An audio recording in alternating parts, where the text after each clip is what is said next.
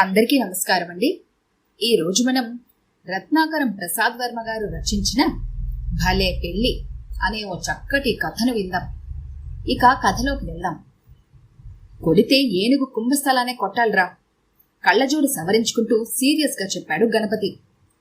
అవన్నీ సింహాల వంటి క్రూర మానవులకి బ్రదర్, మనం సాధు జంతువుల్లాంటోళ్ళం, నచ్చ చెప్పే ధోరణిలో అన్నాడు శివ. నువ్వెన్నైనా చెప్పు, నా నిర్ణయం మారదు. హాస్పిటల్ పెట్టి తీరుతాను. సంవత్సరం తిరిగేలోగా మన దశ తిరిగిపోవాలి, పట్టుదలగా చెప్పాడు గణపతి. బిఏ 4 మార్లు తప్పి నువ్వు డాక్టర్ అవుతున్నానంటే నాకు నవ్వొస్తోంది బ్రదర్. నవ్వు కాదురా, కుళ్ళు. నేను డాక్టర్ని ఎక్కడ బాగుపడిపోతానని నీ కుళ్ళు. చచ, నాకెందుకు కుళ్ళు? ఇంతకీ జ్వరానికి ఏ మందు ఇవ్వాలో అయినా తెలుసా నీకు అని ఆర్దోక్తిలో అన్నాడు శివ. మా బాగా తెలుసులేబోయ్, ఆర్ఎంపీ డాక్టర్ దగ్గర 6 నెలలు కాంపౌండర్గా పనిచేశాను. ఆ మాత్రం తెలియదా ఏంటి? అంతా డాక్టర్లు కావడానికి లక్షలు ఖర్చు పెట్టి ఏళ్ల తరబడి చదువుతుంటే నువ్వు 6 నెలల్లోనే డాక్టర్ అవడం భలే తమాషాగా ఉందిరా. మేము పెట్టాంలోవే ఖర్చు. హోమియోపతి డాక్టర్గా సర్టిఫికేట్ సంపాదించడానికి 1000, మిగతా సామాగ్రికి 4000, వెరిసి మొత్తం 5000 అయింది. 5000 పైకెత్తి చూపించాడు గణపతి. అయితే ఆ పల్లెటూళ్ళలో క్లినిక్ ప్రారంభానికి అన్నీ సిద్ధమైనట్టేనన్నమాట. అన్నీ రెడీగా ఉన్నాయి. రేపే ప్రయాణం. ఆ చుట్టుప్రక్కల 20 కిలోమీటర్ల దూరంలో ఎక్కడా హాస్పిటల్సే లేవు చెప్పాడు గణపతి. అన్నట్టుగానే ఆ మరుసటి రోజే ఆ ఊళ్ళో క్లినిక్ ప్రారంభించేశాడు గణపతి. ఆ ఊరి ప్రజలకు జబ్బు చేస్తే టౌన్కి వెళ్లడమో లేక నాటు వైద్యం చేయించుకోవడమో తప్ప వేరే దారే లేదు మునుపు. ఇప్పుడు గణపతి హాస్పిటల్కే ఎగబడ్డారంతా. శివ, గణపతి మంచి స్నేహితులు. గణపతికి 28 ఏళ్లుంటాయి. తన బిఏ చదువుకు రాని ఉద్యోగం కోసం ఎదురు చూసి చివరికి ఈ దారి ఎంచుకున్నాడు. అందుకు మరో కారణం కూడా ఉంది. వయసు మీరిపోతున్నా సరైన జీవనోపాధి లేకపోవడంతో ఎవరూ పిల్లనివ్వడానికి ముందుకు రాలేదు. డాక్టర్ అనిపించుకుంటే మంచి సంబంధం కొట్టాయిచ్చనని ప్లాన్. మందులు టౌన్ నుండి తనే తెచ్చి పేషెంట్లకు 2 మాత్రలు చేతిలో పెట్టి ఓ సూది పొడిచి 10 రూపాయలు వసూలు చేయసాగాడు. 6 నెలలు బాగానే గడిచాక గణపతిని చూడటానికొచ్చాడు శివ. ఏం బ్రదర్, వ్యాపారం ఎలా సాగుతోంది? వచ్చి రాగానే అడిగాడు శివ. ఏం వ్యాపారం? కాస్త కోపంగా అడిగాడు గణపతి. ఆ ఊరి పెద్ద మనిషి నాగయ్యతో పిచ్చపాటి మాట్లాడుతున్న సమయంలో వచ్చి డిస్టర్బ్ చేసేందుకు విసుక్కుంటూ. అదేనోయ్, టౌన్లో మందులు తెచ్చి ఇక్కడ అమ్ముకుంటున్నావటగా, ఆ వ్యాపారం ఎదురుగా కూర్చుంటూ వివరించాడు శివ. గణపతి కాస్త ఇబ్బందిగా మొహం పెట్టాడు. పెద్ద మనిషి పరిస్థితి గ్రహించినట్లు పైకి లేచి, సరే సార్, తర్వాత కలుస్తాను, కాస్త పనుంది, పళ్ళు బయట పెట్టి అన్నాడు. గణపతి చటుక్కున పైకి లేచి అలాగే అన్నాడు తను పళ్ళికేస్తూ. ఒరే అడ్డగాడిదా, నీకు బుద్ధిందంట్రా? పెద్ద మనిషికి వెళ్ళగానే గయ్యమన్నాడు గణపతి. ఉండబట్టే కదరా నిన్ను వెతుక్కుంటూ ఇక్కడికొచ్చింది ఆశ్చర్యపడుతూ అన్నాడు శివ. అవతల పెద్ద మనిషితో మాట్లాడుతుంటే గదవ్వాగుడు వాగుతావా? నేనేమీ విడ్డూరాలు మాట్లాడలేదే, ఉన్నదేగా అన్నాను, బుర్రగొక్కున్నాడు శివ. అదిగో మళ్ళీ అదే దారి. ఇప్పుడు ఈ ఊర్లో నా గౌరవం పలుకుబడి తెలిస్తే నువ్విలా మాట్లాడవు. మరెలా మాట్లాడతాను? సర్లే, అవన్నీ ఎందుకు గాని, ఇంతకీ ఏమిటి మన ఊర్లో విశేషాలు? నాకేమైనా పెళ్లి సంబంధాలు వచ్చాయా? అసలు విషయానికి వచ్చాడు గణపతి. రాకే, నువ్వు డాక్టర్ అయ్యావని మీ నాన్న 4 ట్రాక్ సౌండ్ సిస్టంలో ప్రచారం చేస్తున్నాడాయే. అయినా మనకు తెలిసిన బంధువులెవరూ నమ్మలేదనుకో. కొత్త సంబంధాలు 2 వచ్చాయి. నువ్వు వచ్చి అమ్మాయిని చూసి ఇష్టపడితే బేరసారాలు చేసుకోవాల్సిందిగా మీ నాన్న చెప్పిరమ్మంటే ఇలా వచ్చాను. నేను చూసేదేంట్రా, ఎవరు ఎక్కువ కట్నం ఇస్తానంటే ఆ సంబంధం ఖాయం చేసి ముహూర్తం పెట్టేయమను. మరి వాళ్ళు నిన్ను చూడాలంటేనో వీలు పడదు, చాలా బిజీగా ఉన్నాడని చెప్పమను. వాళ్ళ వెధవ ప్రశ్నలకు జవాబు చెప్పే ఓపిక నాకు లేదు. ఒకప్పుడు పెళ్లి చేసుకోవడానికి అమ్మాయి దొరక్క ఎన్నో చోట్ల తిరిగావు. ఇప్పుడు సంబంధాలని నిన్ను వెతుక్కుంటూ వస్తున్నాయి. అంతా విధిలీల బ్రదర్. విధిలీల కాదు బ్రదర్, తెలివితేటలు.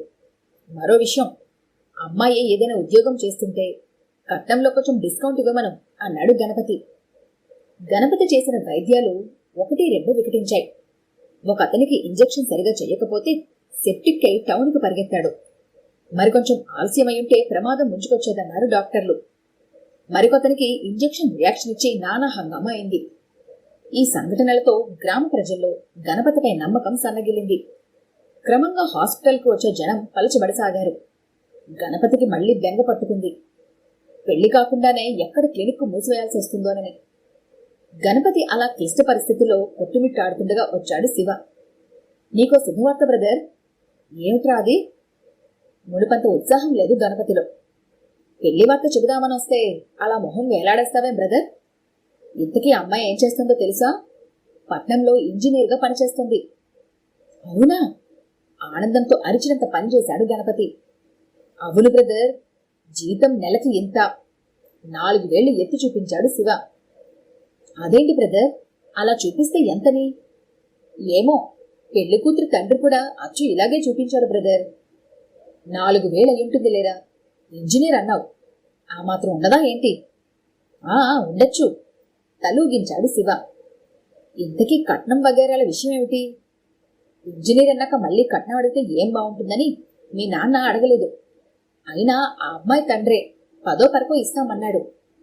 త్వరగా పెళ్ళైతే నేను టౌన్కి చెక్కేస్తాన్రా. ఇక్కడ ప్రాక్టీస్ కూడా అంతంత మాత్రంగానే ఉంది. మీ నాన్న కూడా అదే మాట అన్నాడు. అవును, ఆ తర్వాత విషయం తెలిసి అమ్మాయి వాళ్ళు గొడవ చేస్తేనో, ఎంబీబీఎస్ చదవకుండానే డాక్టర్ అయినోడ్ని ఆ మాత్రం మేనేజ్ చేయలేనటోయ్ ధీమాగా అన్నాడు గణపతి. పెళ్లి ఏర్పాట్లు చేసుకోవటానికి వెంటనే శివ వెంట బయలుదేరాడు గణపతి. ఏర్పాట్లు చురుగ్గా సాగిపోతున్నాయి. బంధుబలగం 2 రోజుల ముందే వేయించేసి తేరగా తింటూ గణపతి అదృష్టాన్ని వేనోళ్ల పొగడేస్తున్నారు. పెళ్లి గడియ రానే వచ్చింది. ఉన్నంతలో పెళ్లి బాగానే జరిపించాడు పెళ్లి కూతురు తండ్రి. శోభన గదిలో పాల గ్లాసుతో అడుగుపెట్టింది పెళ్లి కూతురు అంజలి. గ్లాసుడు పాలు ఇద్దరూ స్వాహా చేశాక మెల్లగా అంజలిని దగ్గరకు తీసుకుంటూ చెప్పాడు గణపతి. నువ్వు ఆ పల్లెటూళ్ళలో ఉండలేవు, అందుకని నేను కూడా పట్నం వచ్చేద్దాం అనుకుంటున్నా. అబ్బే, ఎందుకులండి, నేను పల్లెటూళ్ళలో ఉండగలను. నాకు పల్లెటూళ్ళంటే చాలా ఇష్టం. సిగ్గుపడింది పెళ్లి కూతురు. బంగారం లాంటి ఉద్యోగం వదులుకొని ఆ పల్లెటూళ్ళలో ఎలా ఉండగలవు? నీవు కష్టపడితే నేను చూడగలనా? తల నిమిరాడు గణపతి. పోతే పోయింది బోడి ఉద్యోగం. నీకన్నా నాకు ఉద్యోగం ముఖ్యమా? అతని ఛాతీ మీద తల ఆంచింది అంజలి. నువ్వెన్నైనా చెప్పు, నెలకు 4,000 జీతం వచ్చే ఇంజనీర్ ఉద్యోగం వదులుకోవడం నాకిష్టం లేదు. 4,000 ఏమిటి? 400గా? మళ్ళీ సిగ్గుపడింది పెళ్లి కూతురు. 400? ఇంతకు నువ్వు చేసేది ఇంజనీర్ ఉద్యోగమేనా? ఆశ్చర్యంగా అడిగాడు పెళ్లి కొడుకు. ఇంజనీర్నే, సర్వీసింగ్ ఇంజనీర్ని. అదే, రిపేర్లు చేస్తూ ఉంటాను. 10 పాస్ అవ్వగానే మా నాన్న ఐటీఐ చదివించాడు. ఇప్పుడు ఓ టీవీ షాప్లో రేడియోలు టీవీలు అవి రిపేర్ చేసే ఉద్యోగం అన్నమాట. గణపతి మొహంలో వస్తున్న మార్పులు గమనించకుండా అమాయకంగా ఛాతిపై వేలుతో రాస్తూ చెప్పింది అంజలి. ఓర్ నాయనోయ్, నువ్వు మీ నాన్న కలిసి నా కొంప ముంచారు కదే. కొంప ముంచడం ఏమిటి? మీరింతకు అమెరికా ఎప్పుడు వెళ్తున్నారు? ఆశ్చర్యంగా చూస్తూ అడిగింది నవవధువు. అమెరికాకెందుకు? గోల్డెన్ బ్రిడ్జ్ పై నుండి దూకి చావడానికా? చిరాగ్గా అన్నాడు గణపతి. మీ నాన్న మాకన్నీ చెప్పారులేండి. డాక్టర్గా అమెరికా వెళ్ళడానికి వీసా వచ్చిందంటగా. వీసానా నా బొంద? అమెరికా వెళ్ళటానికి నేనేమైనా ఎంబీబీఎస్ డాక్టర్నా? కాదా? కాదు, ఆర్ఎంపీ డాక్టర్ని. అయ్య బాబోయ్, నా కొంప కొల్లేరైంది. ఎంబీబీఎస్ డాక్టర్ అని చెప్పి మీ నాన్న నన్ను నిలువునా ముంచాడు.